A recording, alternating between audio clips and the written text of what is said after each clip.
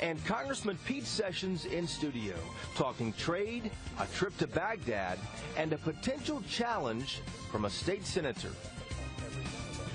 From WFAA TV, this is Inside Texas Politics. Good morning and welcome to Inside Texas Politics. I'm Jason Whiteley. We'll go to Austin in a moment, but first want to focus on Washington and Congressman Sessions, chairman of the powerful House Rules Committee. He stopped in studio with me and Bud Kennedy from the Star-Telegram, discussing everything from foreign fighters heading west to what he expects for 2016. Mr. Chairman, thanks for being here. Delighted to be here, and thank God for the rain. Absolutely. Let's talk terrorism first. You went to Europe and Iraq recently to see what our NATO allies are doing to stop foreign fighters from entering this country. When did you go, and what did you learn? We went 3 weeks ago. As a matter of fact, it was the same weekend that the Garland event happened here, so it was very timely in terms of understanding the ISIL, or the influence out of Syria that is playing across all of the United States with foreign fighters and people who are trying to get others to commit acts of terrorism. So we were there talking with our friends and some nations' law enforcement about how do we get a better handle on data and information to know who people are and what they're doing. You went to downtown Baghdad, you were saying. Downtown Baghdad. Do you think ISIS, not ISIS sympathizers like those in Garland, but ISIS itself or ISIL will launch an attack in America? I think it's very likely that we need to understand that there are people who have the desire and the means within to do this, and it's incumbent upon every one of us to not only understand and pay attention, but to let law enforcement know when they see something. We're learning a lot of psychology about this lone wolf, so to speak, and how they operate.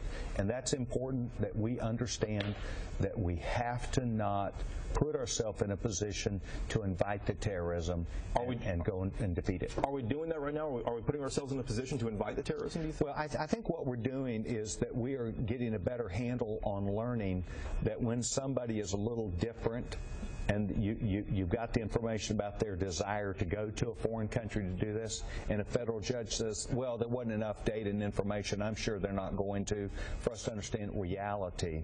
It is happening.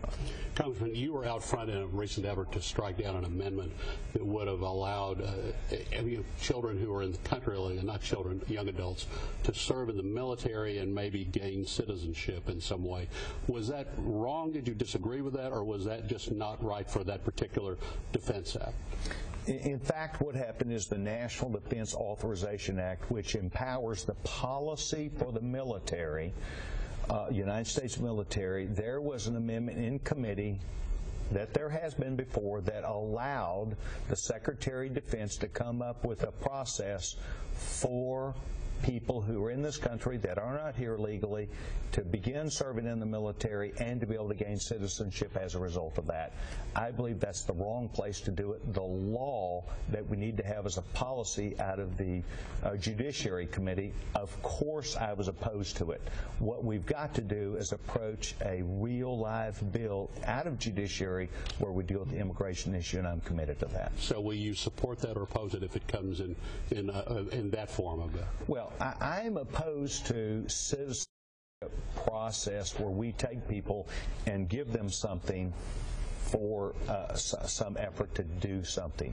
I believe what we've got to have is an understanding about people who want to go through citizenship. There's a process for that, but we've got to have a guest worker plan. We've got to be able to deal with people. We need lots of people to come and work in America, in particular agriculture. There was $2 billion worth of food left on the plant last year because we don't have workers, because they're scared of their processes. We can open up that process. Let me ask that a different way. Is it a national security risk, do you think, to have undocumented immigrants in our military? No, I don't think that's the issue at all. What we're doing is reducing by several 100,000 the number of people who serve in our military.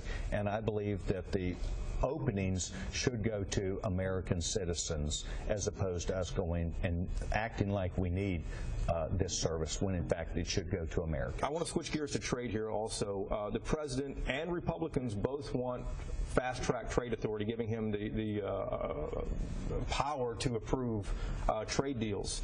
Democrats are pushing back, saying this could likely cost American jobs. Do Republicans want to empower the president? In fact, it's all a misnomer. It's a change of the law from where we are today. That would be a 7-year change of the law, and it would require the president or the negotiator to follow a set of 150 set of principles that we have established in law, how they negotiate. It is not empowering the president. It is empowering the Congress to empower the president that we would approve a trade deal if you do it the way we're doing it. What does it do? It's about jobs.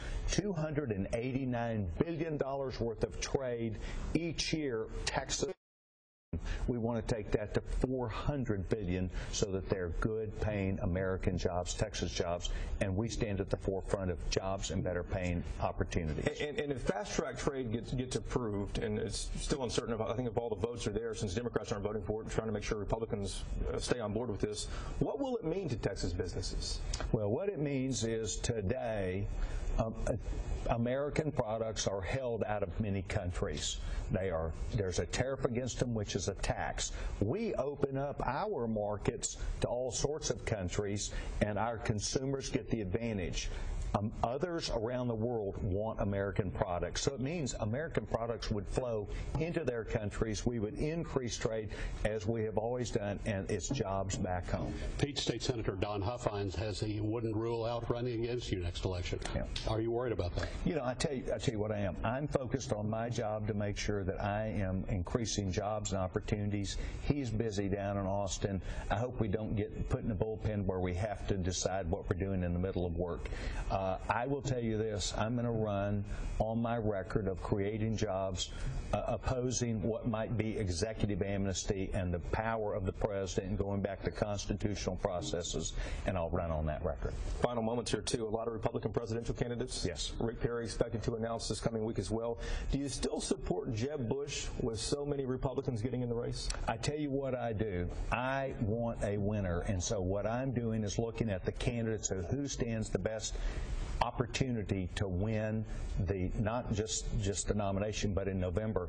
I'm for somebody that can win where the real states are Florida, Virginia, Pennsylvania, and Ohio. I think Jeb can do that. What does Rick Perry need to do to get on the ticket? Well, what Rick Perry needs to do is he has done a better job at selling the freedoms that we've done in his hard work. I think he got away from that. I think he's going back to saying true north is creating jobs, more freedom, and an opportunity to work with members of Congress as opposed to around them. Mr. Chairman, good to see you again. Thanks for coming in. Thank you.